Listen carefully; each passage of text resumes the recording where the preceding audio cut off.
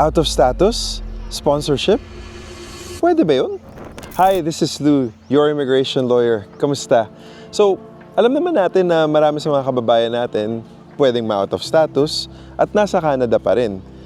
May mga circumstances na talagang naka-attach na sila sa Canada. Halimbawa, marami na silang kaibigan or pwede ring meron na silang iniirog sa Canada mismo na pwedeng Canadian citizen or permanent resident.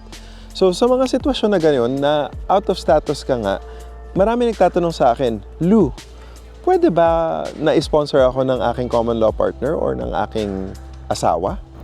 So guys, balikan natin, ano bang itsura ng sponsorship? Well, napag-usapan na natin to in a previous video na ang Canada, pinapayagan na ang Canadian citizen or permanent resident ay pwedeng i-sponsor ang kanilang loved one, ang kanilang common law partner or ang kanilang asawa ay pwedeng maging permanent resident in Canada through this avenue. And if you want to know more information about sponsorships, we did one video about it before. Go watch it and then come back to this point. So guys, just a quick recap. Ano ba ang sponsorship? Well, yun nga, kung ikaw ay permanent resident or Canadian citizen, pwede ninyong i-sponsor para maging permanent resident ang inyong asawa or common law partner. So merong mga options dito to do it from outside Canada or from inside Canada. So for this video, we're going to talk about people who are in Canada, specifically yung mga out of status. Kasi kadalasan iniisip ng mga iba, guys, pwede nga ba to? Hindi ba nakakatakot dahil nga out of status ka na? Kapag nalaman ba ng Canada na out of status ka, tapos sinimulan ninyo at sinalang na ninyo ang application, lagot ka na ba? Well, ang totoo niyan, depende sa situation ninyo.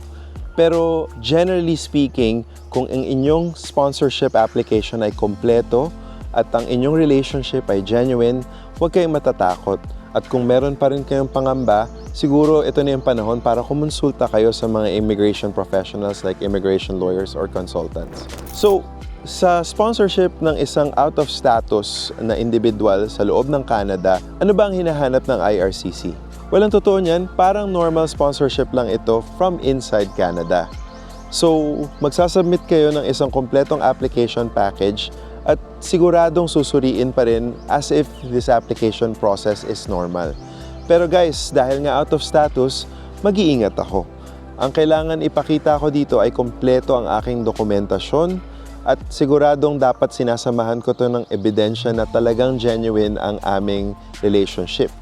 So halimbawa, kakapakasal nyo lang, while hindi bawal ito for sponsorship, it raises questions about the genuineness of the relationship.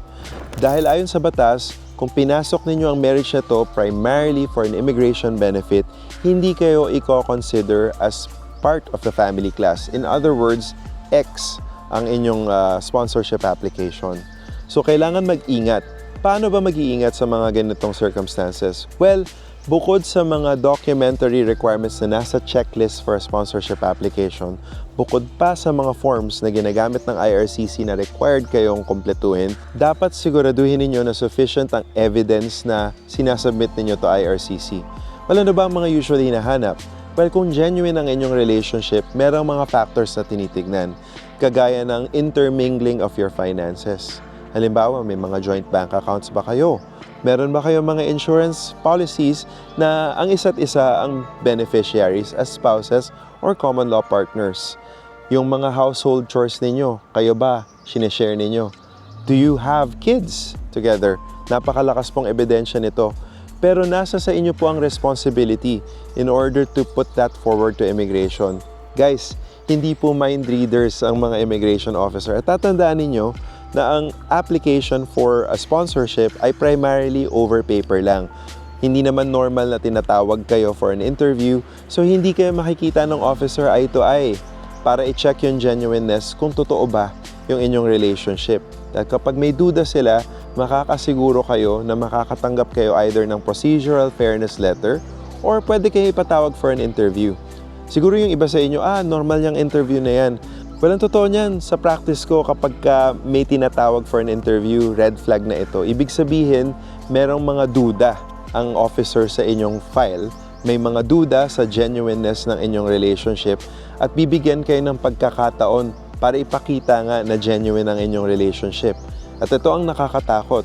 kapag nasa interview kayo at iba-iba ang sinasabi ninyo, hindi kayo consistent dun sa mga sinabit yung mga dokumento, at aminin natin, minsan nakakakaba talaga kapag ini-interview na kayo sa ganong sitwasyon, pwede kayong madulas. At kapag nadulas kayo, wasak ang inyong kredibilidad.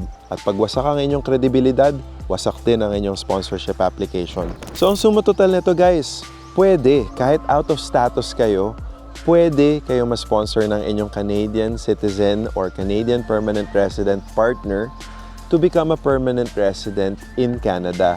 Pero kailangan ang inyong application package ay kompleto, perpekto at walang butas. Dahil makakasiguro kayo guys na ang mga officer sa mga ganitong circumstances maghahanap ng butas. Katakpan kaagad natin at siguraduhin natin na kompleto at perpekto. If you found this video useful, please like, share, subscribe. Pakishare na rin sa mga kaibigan and loved ones who may be going through this situation para maabisuhan sila. Again, this is Lou, your immigration lawyer, and I will see you at the next one. Bye!